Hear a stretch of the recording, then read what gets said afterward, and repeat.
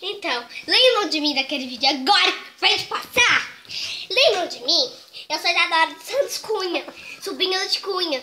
Eu acho que vocês conhecem eu, não conhecem? Quer dizer, não é Cunha. Nossa, eu pra eles. Gente, eu tenho uma irmã.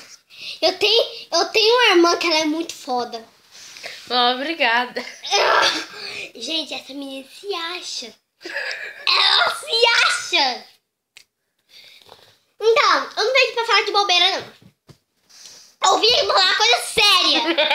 Porque as nossas mães não querem comprar os nossos materiais. Isso é uma justiça. Isso bem vai acontecer. Mas eu não sou de política. Essa Dilma Rousseff tá pondo muito dinheiro nessa bosta desse Brasil.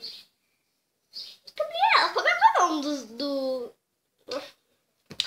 Vocês da partida agora vão ter que lutar pra conseguir os materiais com os pais, porque eles não estão querendo mais comprar aquilo, não querem comprar mais aquilo, nem aquilo, nem aquilo, nem aquilo.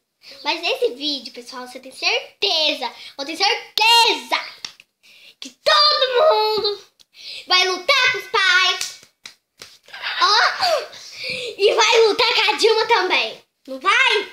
Eu não vou ter com a mulher não, tá? E a minha irmã, a cachorra dela,